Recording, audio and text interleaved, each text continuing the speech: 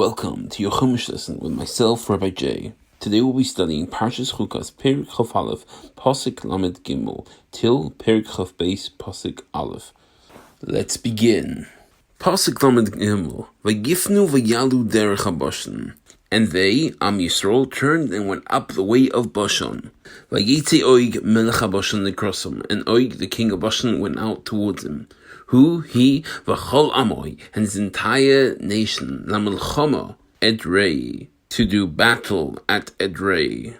So you can see there's a full-on assault and attack coming from Oig and his people. Some interesting facts in Midrashim. Did you know, when we learned about the previous giant that Am Yisrael took down called Sichon, who was the brother of Oig, the stories of the battle with the giants took place in the 40th year of the Jews having left Mitzrayim, and within the last year of Moshe Rabbeinu's life. Am Yisrael defeated Sichon in the month of Elul, and in the month of Tishrei, after the Yom Tov of Chukas, Am Yisrael headed for Bashan, where they went to war against the fearsome giant Oig. And Chazal point out that despite Oig hearing about the death of his brother Sichon, he still went to fight Am Yisrael, knowing full well the risks.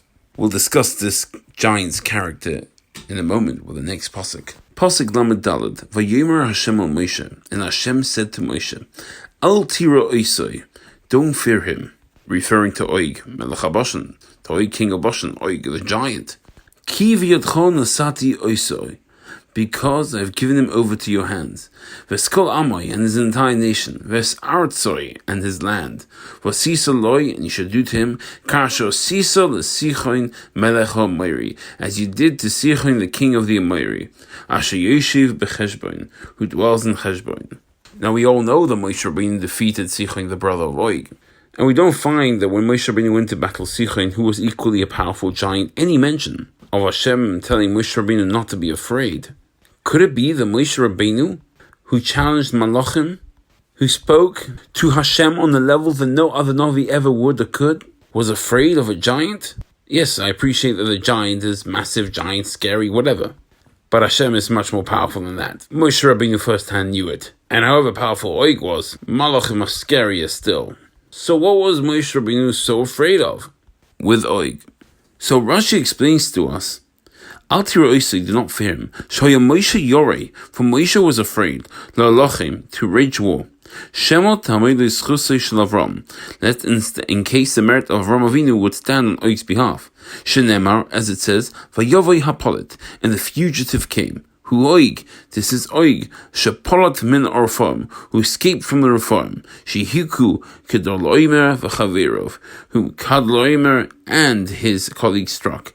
Ba'ashtreis karnaim, at Ashtreis karnaim. Shenemar, as it says, rak Oig melech haBashan nishar, only Oig melech haBashan, king of Bashan, was left. Mi yeser reform, from the remaining reform. And I'm going to explain to you what it's referring to, and what Moshe Rabbeinu is afraid of. Oig, who had lived a very long life, had been the one to tell Avram Avinu about the capture of Avram Avinu's nephew Lot. There was a battle in which many people died, and Oig was a survivor of the battle. Having survived, he had run over to Avram Avinu to tell him about his nephew Lot being captured. Because he had given over the message to Avram Avinu, Avram ended up running off to save Lot. And so Moshe Rabbeinu was worried that the merit of what Oig had done might still stand by him in good stead and protect him. Maybe he had such a great merit for having done a good deed such as that this deed could protect him.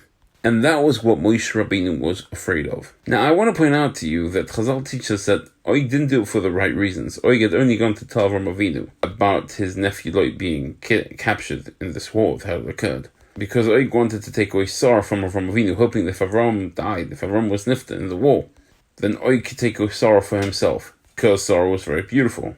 And that's an incredible lesson for us, because even though Oig's intentions weren't for the right reasons, the fact that he did something good meant he might have some merit, and Moshe Rabbeinu was very aware of that, and therefore he was afraid and he was worried. So we do have to bear in mind that the mitzvahs we do, and surely mean it for the right reasons, will definitely stand to merit us and protect us. Because if Moshe Rabbeinu could be afraid of something which wasn't really for the right reasons, and could still be a merit for an evil giant such as Oig, well, surely we all have a lot of hope for the things we do in life, right? But as we saw from the pasuk, Hashem told him he had nothing to be afraid of. He had no merits whatsoever to protect him. And Moshe would have full dominion in being able to destroy Oig. Indeed, as we see in pasuk Lamed Hey, V'yaku oisoi, and they defeated him. Basically, they killed him, Vespanov, and his sons. Those of you wondering, wait, he had sons? Yes, he had sons, which according to one medrash were even stronger than him, and they still defeated them. Some of you might be wondering how Moshe defeated him. So from Chazal we learn two different ways within which Moshe Rabbeinu defeated Og. A very, very famous one is the one in the Gemara Brochus, which Rashi brings up. The Gemara says that Og uprooted a mountain, which was the length of the entire encampment of the Jewish people of Am Yisrael, where they were camped. The Gemara says he intended to drop it on Am Yisrael and kill them, and he raised it over his head. HaKadosh Baruch Hu Hashem sent ants who made a hole inside of the mountain, and it rested onto Og's neck. It fell down his neck, with his head right through the hole. Moshe Rabbeinu then jumps up from the ground. Moshe Rabbeinu was 10 amos. He jumps from the ground 10 amos. He's holding an axe in his hand, which is 10 amos, and he hits the ankle of Og. That's right, you heard me right, the ankle. Not the knee, the ankle. And I just got to point this out, because if he hits the ankle and not the knee, and that's already 10 amos now, 10 amos is roughly 15 feet. There is a discussion how much an amma is. It's a whole debate by itself, but let's say 10 amos is around 15 feet, around that. So that's 15 feet jumping. That's Moshe Rabbeinu's 15 feet from the ground, and you got 15 feet tall axe 45 feet from the ground, and all you're going to do is with the top of that axe reach the ankle of Og. That kind of settles it. Og is one of the biggest giants ever. He's just an enormous, monstrous giant. Clearly the defeat of Og was an absolute miracle, was an absolute nace. Chazal teach us Og fell backwards and thankfully not forwards, because the size of a giant would have still wiped out the entire Jewish people, so he fell backwards, with the mountain crushing against his face and absolutely destroying him.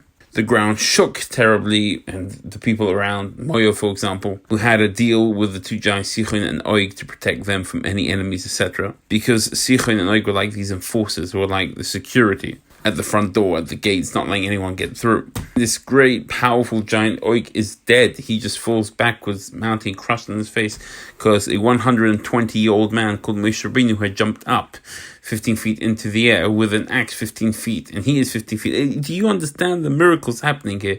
And just even with all that might and power that Moshe Rabbeinu had, he was nothing compared to what Og was. In fact, the Medrash says that the day that Moshe Rabbeinu went to fight against Og, he came by the city of Edrei, where this battle was taking place, and there was a wall there, and Moshe Rabbeinu looked up, and he knew this wall, and he couldn't imagine how from the day before this wall had gotten so big, until he realized there was Og sitting on that wall, and just how great he was. He took up so much space and this height.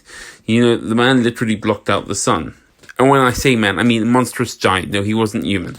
Giants were not human. They were completely different types. But the very death of Og would lead all the other nations to be very much, again, afraid of Am Yisrael. Because clearly all the enemies till now have failed. Hamalekim, Canaanim, Amorim, Sichon the giant, Og the giant, their armies, all equally as powerful, if not stronger than Pari's entire army. They're all falling apart. And whether we say Moshe Rabbeinu jumped up in the air and killed them that way, there's even a medrash from Dvom Rabbah that says that Moshe killed Og by pronouncing the name of Hashem, Hashem Mefarish, which he announced, he said, and that just caused Og to drop dead. So again, the nations are really fearful of Am Yisrael.